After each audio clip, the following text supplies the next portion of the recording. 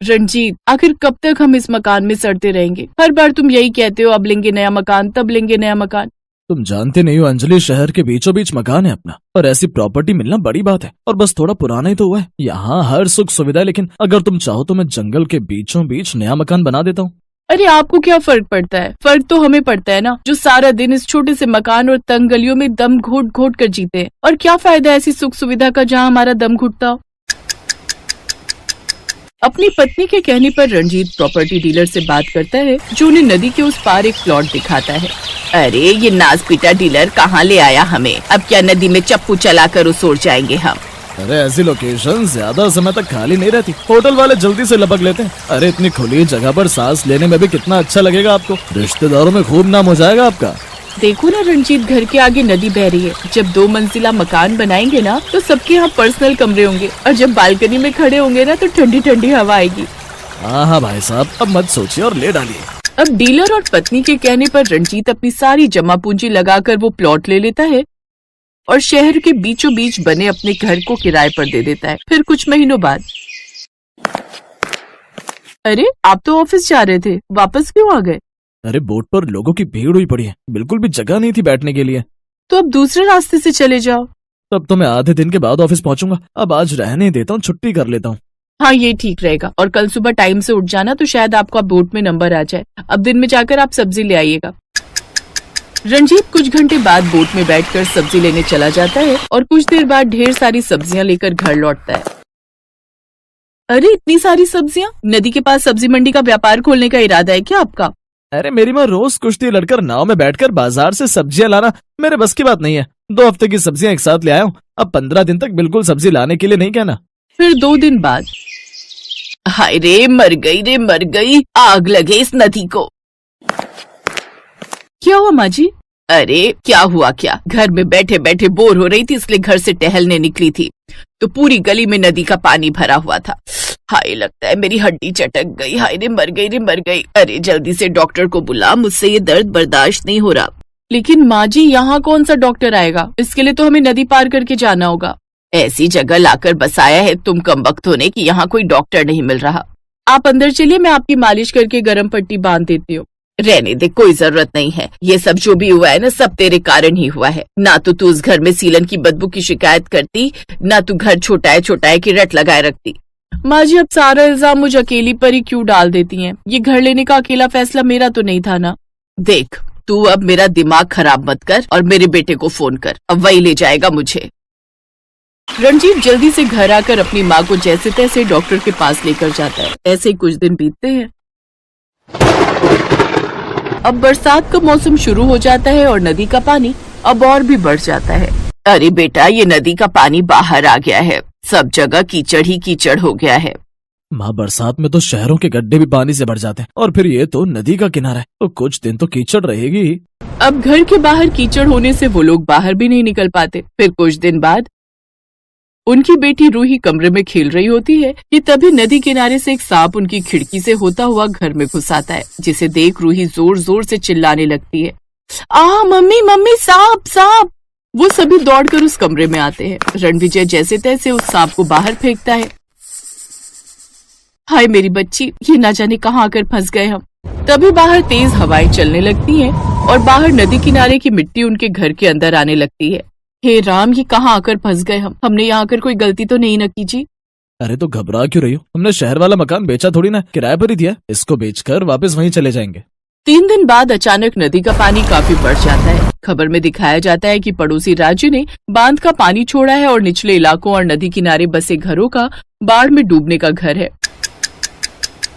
फिर उनके घर एक नोटिस आता है। क्या लिखा है इसमें?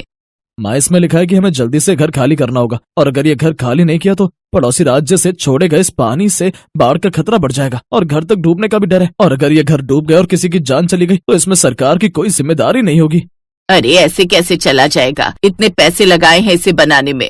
माँ भी ये सब सोचने का वक्त नहीं है, जान रहेगी तो ही रह पाएंगे ना इस घर में।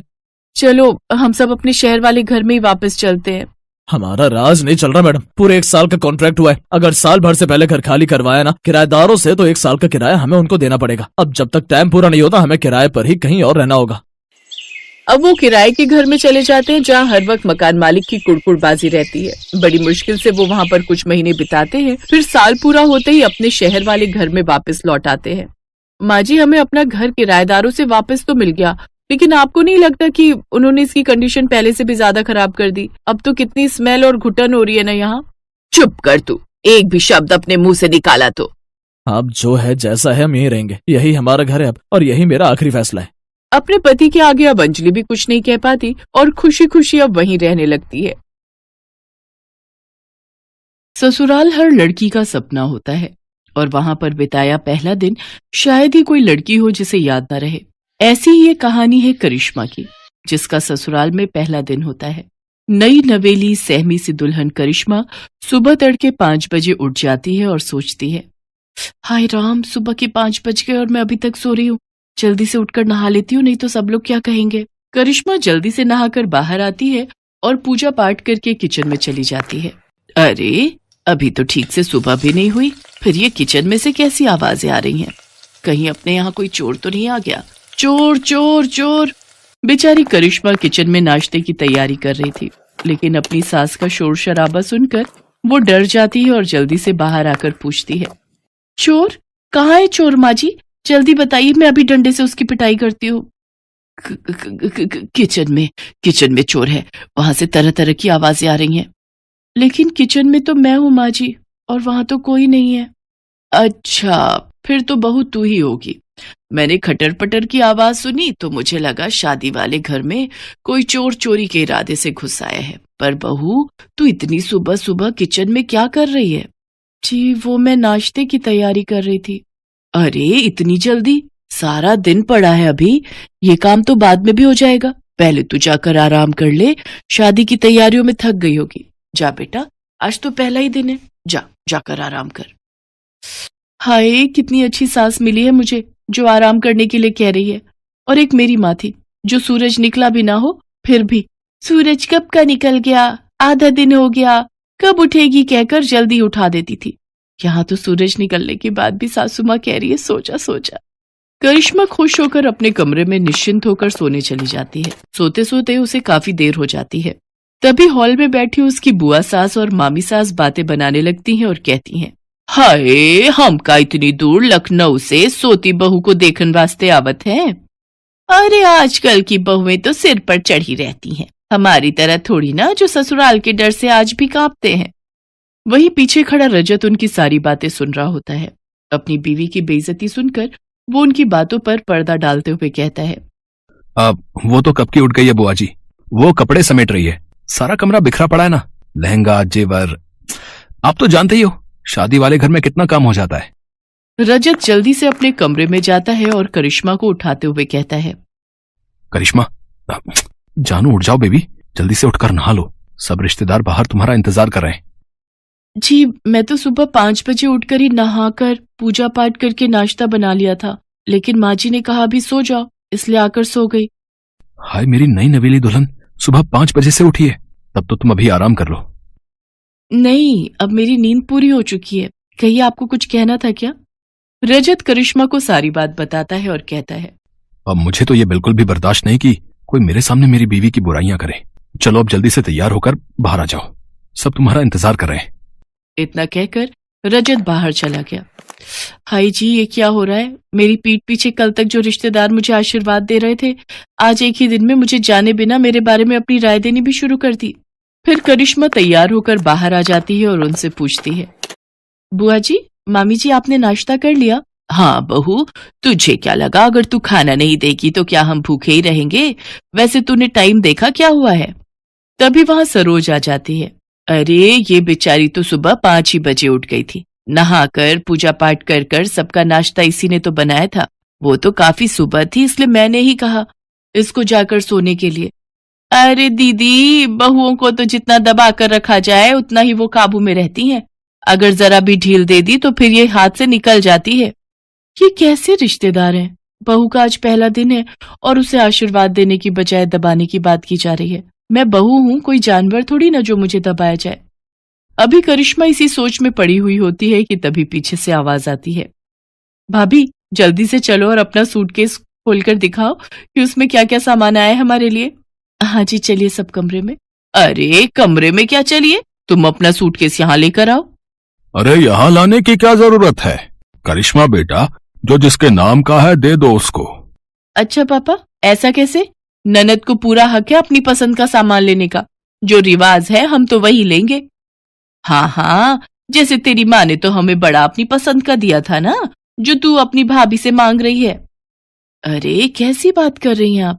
आपने तो मेरी सबसे पसंदीदा जरकन वाली साड़ी पर हाथ रख दिया था और मैं बेचारी मना भी ना कर पाई। बेचारी करिश्मा भारी सूटकेस उठाकर हॉल में लाती है और जैसे ही उसका सूटकेस खुलता है तो उसकी पसंदीदा साड़ी उसकी ननद तान्या ले लेती है और वो बेचारी मन ही मन सोचती है, हाय ये तो मेरी फेवरेट साड़ी है। अच्छा, अब मेरे निकलने का वक्त हो रहा है, लेकिन सोच रही हूँ जाने से पहले एक बार नई बहू के हाथ का मीठा चख लूं। हाँ हाँ जरूर बुआ जी, आप बैठिए, मैं अभी आप सबके लिए हलवा बना कर लाती हूँ। हलवा नहीं भाभी, हमारे यहाँ तो मीठे में बहू खीर ही बनाती है, तो आपको भी वही बनानी है। खीर? करिश्मा की माँ ने मीठे में हलवा बनाना सिखाया था, वो भी उसने शादी से हफ्ता भर पहले ही सीखा था। हे भगवान, मैंने तो माँ से हफ्ता भर हलवा बनाने की ट्रेनिंग ली थी, लेकिन खीर कैसे बनाते हैं वो तो मुझे आता ही नहीं। एक काम करती हूँ, जो हलवे की रेसिपी है वही खीर के लिए इस्तेमाल करती हूँ। कुछ देर बाद करिश्मा खीर लेकर आती है। भुने हुए चावल की तो अच्छी खुशबू आ रही है, बस जरा दूध में चावल ठीक से मिक्स नहीं हो पाए। ये लो बहू, तुम्हारी पहली रसोई का सगुन। बुआ सोने की चेन बहू को गिफ्ट में देती है। मामी सास भी उसके लिए सोने की अंगूठी लाई होती है। आप सबने मेरी बहू को समझा, वही हमारे लिए काफी है। इन सब चीजों की कोई जरूरत नहीं थी। जरूरत कैसे नहीं थी दीदी? ये क्या तुम्हारी ही बहू है, हमारी नहीं? हाँ, इसकी अहमियत हमारे लिए भी उतनी ही है जितनी तुम्हारे लिए। बहू, अब तू थक गई होगी, जा बेटा अपने कमरे में जाकर आराम कर। करिश्मा उन सबके पैर छूकर कमरे में चली जाती है। आज शाम को बहू के मम्मी पापा आने वाले हैं, देखते हैं क्या लेकर आते हैं। वही लाएंगे जो तुम्हारे लाए थे, खाली हाथ ही आएंगे और क्या। और जो शगुन से पहले ट्रक भरकर आया था उसका क्या, वो तो आपको याद नहीं। चलो अब तो मैं चली अपने घर। आप दोनों ननद भाभी शादी के 30 साल बाद भी लड़ती ही रहो। हाँ हाँ, मैं भी चलती हूँ। इसके बाद वो वहां से चली जाती है। शाम को करिश्मा के माता पिता उसके ससुराल आते हैं। अरे आइए आइए भाई साहब, बहन जी, कैसी हैं समधन जी आप? मैं तो कब से शाम होने की राह देख रही थी। कहाँ है मेरी लाडो? वो तैयार हो रही है। वैसे शाम की राह क्यों देख रही थी? अब तो एक ही घर है, पहले ही आ जाती। जी वो तो है। उधर करिश्मा रजत से कहती है, सुनो जी, मुझे न शर्म आ रही है साड़ी पहनकर मम्मी पापा के सामने जाने में। आज तक पहनी नहीं ना। अब ये लो सूट, मैं तुम्हारे लिए लाया था, इसे पहन लो, मम्मी से मैं बात कर लूंगा। करिश्मा सूट पहनकर तैयार हो जाती है और सबके सामने आ जाती है। लो जी, आ गई हमारी बहू। देखो तो सूट में कितनी प्यारी लग रही है। बहू तू ना सूट भी पहना कर, बड़ी प्यारी लगती है सूट में। इसके बाद करिश्मा को सब अच्छा लगने लगता है। उसकी शादी का पहला दिन उसके लिए खट्टा मीठा भरा रहता है, लेकिन प्यार करने वाले पति, सास, ससुर और ननद पाकर वो खुश हो जाती है।